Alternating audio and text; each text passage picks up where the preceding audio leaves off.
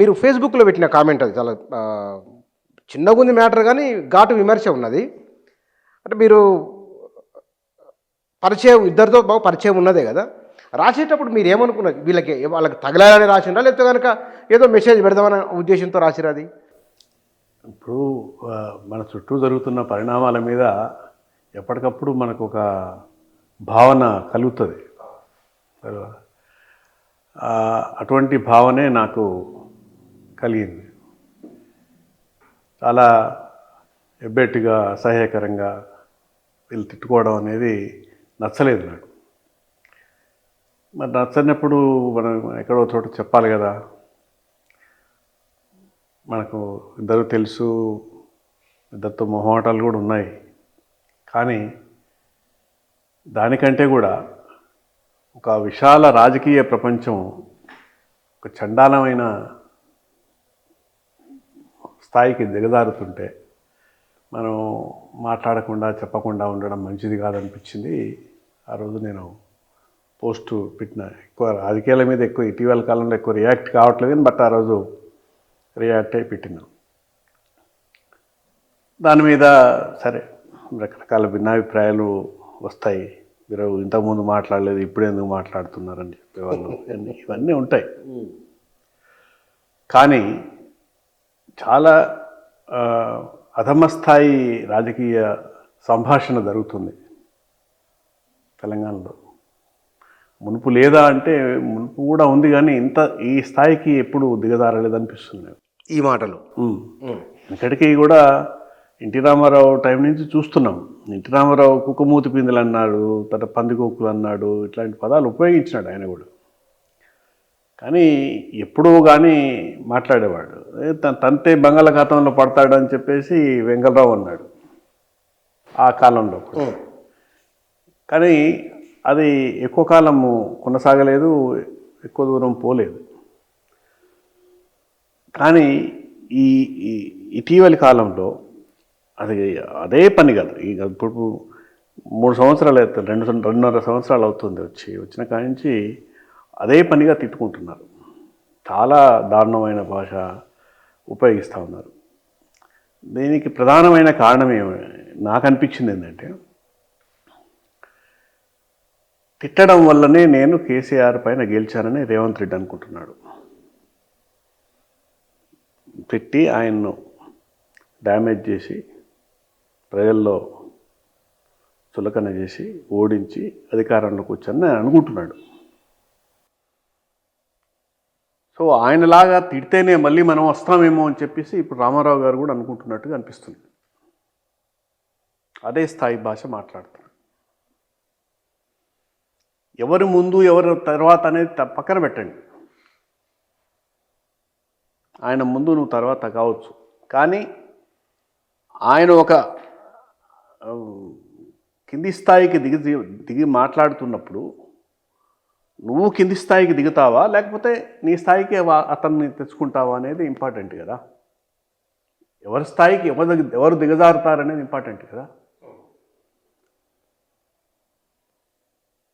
తర్వాత రేవంత్ రెడ్డి గారు అనుకుంటున్నట్టు తిట్టడం వల్ల ఆయనకు ప్రజలు ఓట్లేయలే. ఆ ప్రభుత్వంలో జరిగిన కొన్ని లోపాల వల్ల, ఆ ప్రభుత్వం అనుసరించిన కొన్ని అప్రజాస్వామిక ధోరణుల వల్ల ప్రజలు ఆ ప్రభుత్వాన్ని దించి నీకు ఓటేసినారు. తిట్లు కూడా ఉపయోగపడి ఉండొచ్చు కొంత, అవి పాక్షికం, పరిమితం. కానీ అవే గెలిపించాయి, వాటితోటే నేను మునగాన్నేయను అని ఎవరైనా అనుకుంటే అంతకన్నా అజ్ఞానం లేదు. తిట్లు ఎప్పుడూ గెలిపించవు. కానీ రాజకీయాలలో రాజకీయ నాయకులకు నైతిక పాఠాలు బోధించవలసింది ఎవరు? అసలు రాజకీయాల్లో తెలంగాణ వచ్చిన తర్వాత జరిగిన ఇంకొక విపరీత పరిణామం ఏంటంటే, విధానాలు, సిద్ధాంతాలు, వాటి మీద ఆధారపడిన నినాదాలు ఇవన్నీ లుప్తమైపోయినాయి. పార్టీలే 2 పార్టీలే, నువ్వా నేనా, నీ పార్టీయా నా పార్టీయా, ఇంకో పార్టీ మిగిలొద్దు. అటువంటి వాతావరణం తీసుకురావడం వల్ల నీకు సూత్రబద్ధమైన రాజకీయాలు ఎక్కడున్నాయి ఇప్పుడు? విధానబద్ధమైన రాజకీయాలు ఎక్కడున్నాయి?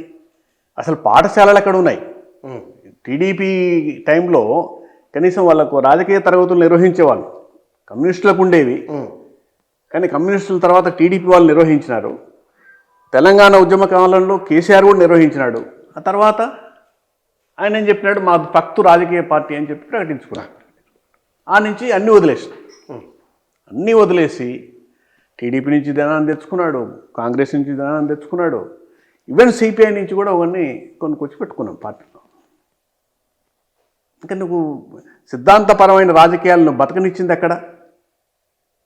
ఎంత డ్యామేజ్ జరిగింది తెలంగాణ పొలిటికల్ ఫ్యాబ్రిక్. అంటే ఇందులో అందరి బాధ్యత ఉందా, లేదా ఉద్యమ నాయకత్వం ఉన్న కేసీఆర్ బాధ్యతనేనా? తెలంగాణ వచ్చిన తర్వాత మొదలుపెట్టింది ఆయన మొదలుపెట్టడానికి ఒక కారణము రేవంత్ రెడ్డి అయినాడు. ఆ స్టీవెన్సన్ అనే ఒక ఎమ్మెల్సీని కొనడానికి ప్రయత్నం చేసి డీస్టేబిలైజ్ చేయడానికి ప్రయత్నిస్తున్నాడు అని అది నిజమే కదా. అది ఈయన తీసుకొని పోయి డబ్బులు తీసుకుపోయి ఆయన కొనుక్కునే ప్రయత్నం చేసి ఆ కేసు ఏమైంది? కేసీఆర్ నా తక్కువ మంది 64 మందితోటి కనుక ఉంటే ఈ ప్రభుత్వాన్ని ఎప్పుడైనా పడగొడతారు అని చెప్పి టీడీపీ నుంచి అప్పుడు గెలిచిన 14 మందినో 15 మందినో తీసుకొచ్చి పార్టీలో చేర్చుకున్నాం. ఫస్ట్ టర్మ్ వరకు ఓకే తెలంగాణ డీస్టేబిలైజ్ కాకూడదు, ఒక స్థిరంగా ఉండాలి కాబట్టి చేసినాడని అనుకున్నారు, పెద్దగా ఏమీ పట్టించుకోలేదు. కానీ సెకండ్ టైం వచ్చేటప్పటికి 88 మంది ఎమ్మెల్యేలతో గెలిచిన టీఆర్ఎస్ మరి కాంగ్రెస్ మొత్తం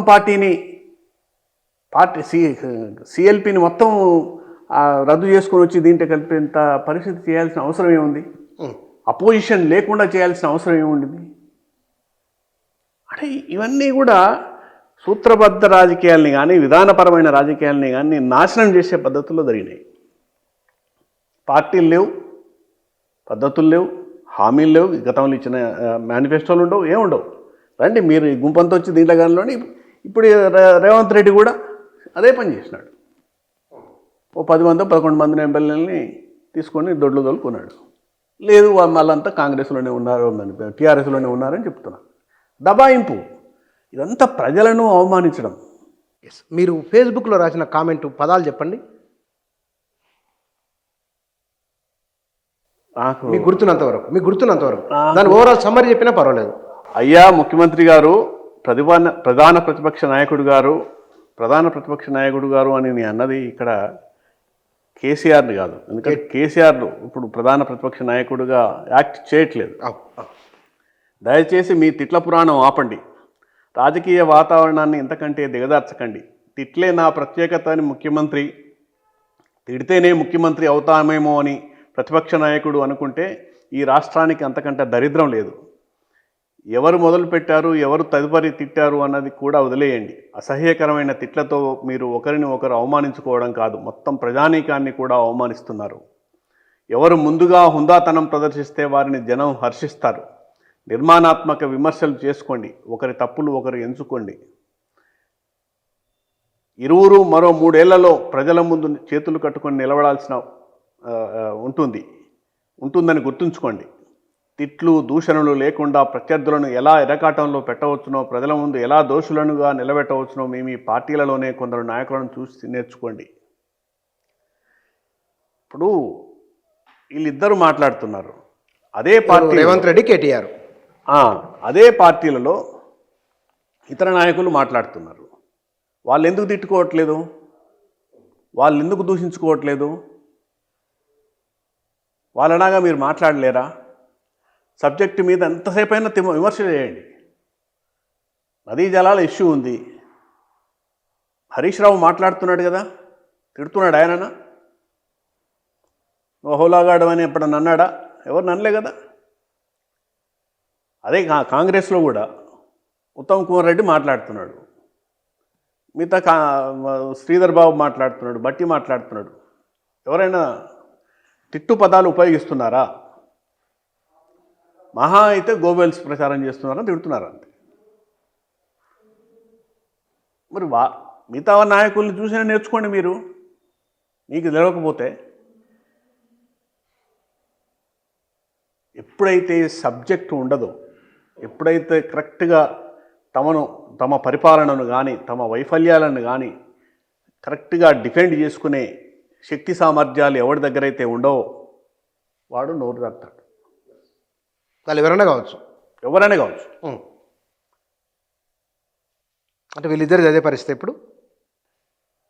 అంతే, అంతకుమించి వేరే కనపడతలేవు. మిమ్మల్ని మీరు కరెక్ట్గా ప్రజెంట్ చేసుకునే శక్తి సామర్థ్యాలు మీ దగ్గర లేనప్పుడు ఇట్లు దూషణలే మీకు ఆశ్రయం అవుతాయి. సబ్జెక్టు లేనప్పుడే మీకు ఇదంతా వస్తుంది.